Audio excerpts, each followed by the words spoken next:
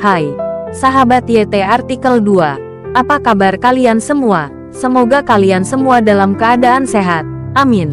Sebelum melanjutkan ke ceritanya, jangan lupa tinggalkan like, komen, dan subscribe.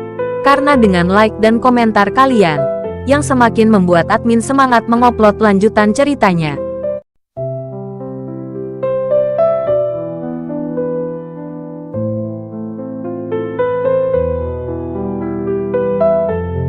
Episode 503. Kisah Aditya, anak bos besar yang berpura-pura miskin. Ketika Anjani mendengar ini, dia langsung tercengang. Aditya selalu bersikap sangat lembut padanya, dan tidak pernah ada saat dia begitu kejam padanya. Kakak ipar, aku tahu aku telah menimbulkan masalah, tapi kamu harus memaafkanku. Anjani berkata tidak yakin. Aditya tidak repot-repot memperhatikannya. Bagaimanapun, dia akan segera bisa melihat wajah Bastian dengan jelas. Maka dia akan tahu betapa bodohnya dia. Hei, benar, Tuan Aditya. Bahkan jika Anda tidak menyelamatkan saya, Anda tetap harus menyelamatkan Anjani. Saya tidak peduli. Selama Anjani baik-baik saja, saya akan senang. Bastian terkekeh. Kata-katanya terdengar lebih bagus daripada lagu. Aditya baru saja hendak berurusan dengan orang ini, tetapi dia melihat dia mengucapkan kata-kata yang tidak tahu malu. Aditya tidak bisa menahan cibiran beberapa kali. Bastian, kamu benar-benar pandai dalam hal ini. Kamu berhasil menipu adik iparku hanya dengan satu kata. Aditya tersenyum dingin dan berjalan ke arah Bastian. Tuan Aditya, apa yang Anda katakan salah. Saya tidak memaksa Anjani. Saya tulus padanya, kata Bastian tanpa malu-malu. Tanpa mengucapkan sepatah kata pun, Aditya menamparkan Bastian. Bastian dipukuli dengan parah, tetapi dia masih ingin bertindak. Dia berkata dengan marah kepada Aditya, "Mengapa kamu memukuli saya, Aditya? Saya juga korban. Apakah kamu tidak melihat saya diikat seperti Anjani? Apakah kamu mengatakan kamu adalah korban lagi?" Karisman tidak tahan mendengarnya lagi dan menghampiri dan menamparkan Bastian 2 kali. Bastian dipukuli dengan sangat keras hingga kepalanya memar. Tepat ketika dia hendak berdebat lagi, Aditya menendang perutnya, sampai Bastian buang air kecil hingga seluruh celananya basah. Aditya, jangan berpikir bahwa hanya karena kamu kuat kamu dapat menindas orang lain. Saya tidak menerimanya, teriak Bastian. Jadi bagaimana jika aku menindasmu? Aku akan menindasmu hari ini, kata Aditya sambil mengedipkan mata pada Karisman. Karisman memahami dan menggunakan Bastian sebagai karung tinju dan memukulinya. Setelah Bastian tidak tahan lagi dipukuli, anak itu mulai memohon belas kasihan. Tuan Aditya, tolong jangan siksa saya tidak tahan. Bastian menangis dan memohon belas kasihan. Jika kamu tidak tahan, katakan saja padaku, apakah kamu punya ide untuk menculik Anjani? Aditya bertanya pada Bastian dengan dingin. Bastian terkejut. Dia tidak pernah membayangkan Aditya bisa tahu semua ini. Dia hanya mendiskusikan masalah ini dengan Iwan dan Keke, dan itu dilaksanakan dengan cepat. Bastian benar-benar bingung karena Aditya dapat menebaknya. Masih ingin berdalih, Karisman menjadi tidak sabar dan ingin memukuli Bastian lagi. Tidak, aku yang mengatakannya. Aku sudah mengatakan semuanya. Bastian benar-benar ketakutan. Dia menceritakan semua yang dia rencanakan sebelumnya.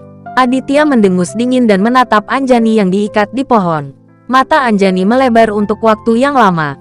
Hanya ketika dia mendengar Bastian mengakuinya secara langsung, dia tahu itu benar. Bastian, aku sangat mempercayaimu. Tetapi kamu selalu memperlakukanku sebagai orang bodoh. Apakah kamu begitu kejam sehingga kamu benar-benar bekerja sama dengan orang lain untuk menculikku? Anjani memarahi Bastian dengan keras. Bastian tidak mengucapkan sepatah kata pun, karena takut jika dia mengatakan sesuatu yang salah, Aditya akan memukulinya lagi. Anjani, apakah kamu percaya dengan apa yang aku dan kakak iparmu katakan kali ini? Farah melangkah dan membuka ikatan Anjani. Kakak, Anjani menangis dan memeluk Farah. Sedih sekali, kakak ipar. Setelah menangis di pelukan Farah beberapa saat, Anjani ingin memeluk Aditya dan menangis beberapa saat lagi. Aditya dengan cepat melambaikan tangannya, kamu bisa tenang sebentar. Pulanglah bersama kakakmu dulu. Setelah mengatakan itu, Aditya meminta 3 anggota pasukan khusus Karisman untuk mengawal Farah dan Anjani kembali terlebih dahulu. Ketiga anggota pasukan khusus mengangguk setuju, melindungi Farah dan Anjani dan pergi dari tempat itu terlebih dahulu. Karisman tidak pergi, tetapi tetap bersama Aditya di sini. Iwan melihat ketiga anggota pasukan khusus telah pergi, dan hanya Karisman yang tersisa di samping Aditya. Mata Iwan tiba-tiba berbinar. Sekarang selain dia dan Bastian, ada 5 bawahannya lagi. Totalnya 7 orang. Tidak peduli seberapa kuat Aditya dan Karisman, mereka tidak bisa bertarung 7 lawan 2, bukan? Memikirkan hal ini, Iwan mengertakkan gigi dan tangan kanannya lumpuh. Dia ingin membalas dendam. Aditya, kamu sialan tanganku.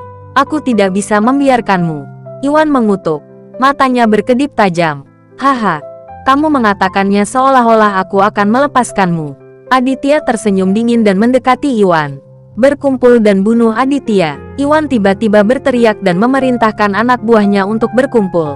Namun, tidak satu pun dari kelima anak buahnya yang mendengarkannya. Kelima gangster ini tidak bodoh. Mereka telah berkumpul di kota Manado dan telah lama mendengar betapa hebatnya Aditya dalam bertarung. Kelimanya diikat menjadi satu. Tak satu pun dari mereka yang bisa menjadi lawan Aditya. Terlebih lagi, Aditya juga memiliki Karisman yang sangat kuat di sampingnya. Apa yang harus kita lakukan? Tanya seorang gangster. Kita tidak bisa melawan Tuan Aditya lagi. Ini jalan buntu.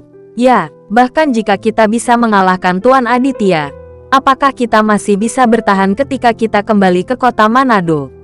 Kelima gangster mendiskusikannya dan semuanya dia tidak berani mengambil tindakan terhadap Aditya. Berdiri di samping dengan pandangan kosong. Lumpuh, kalian semua bodoh. Atau kalian tuli. Apa yang kalian bisikkan di sana? Iwan mengumpat dengan marah. Dia tidak menyangka bawahannya tidak akan mendengarkannya. Aditya juga melihatnya. 5 bawahan Iwan tidak berani mengambil tindakan. Apa yang ingin kalian lakukan? Aditya bertanya pada kelima gangster itu. Tuan Aditya, kami tidak berani melawan Anda. Kami harap Anda melepaskan kami. Seorang gangster mengumpulkan keberanian dan memohon pada Aditya. 4 gangster lainnya juga memohon belas kasihan dan memohon agar Aditya melepaskannya. Aditya memandang mereka dengan dingin dan melambai ke arah mereka. Tiba-tiba, kelima gangster itu merasa telah diampuni.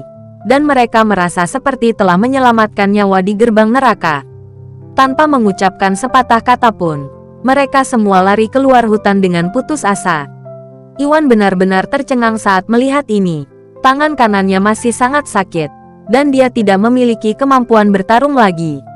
Lihat lagi Bastian, selain mulutnya yang kuat, orang ini hanyalah sia-sia, dan keke bahkan lebih tidak berguna lagi. Tuan Aditya, saya tahu saya salah. Tolong jangan bunuh saya. Dengan letupan, Iwan menangis dan berlutut di depan Aditya. Aditya tercengang. Iwan baru saja berteriak tentang pemukulan dan pembunuhan. Aditya sangat membenci hal semacam ini. Mengabaikan Iwan, dan berkata kepada Karisman, beri dia pelajaran yang tidak akan pernah dia lupakan. Dan jangan biarkan Bastian pergi juga. Ya, Karisman setuju dan sudah mengambil tongkat tebal. Tuan Aditya, apa yang harus saya lakukan dengan keke ini? Karisman bertanya pada Aditya. Karena dia seorang wanita, biarkan dia menamparkan dirinya sendiri 100 kali. Lalu biarkan dia keluar. Setelah itu, Aditya berbalik dan berjalan keluar dari hutan. Segera setelah itu, jeritan menyakitkan Iwan dan Bastian terdengar dari dalam hutan.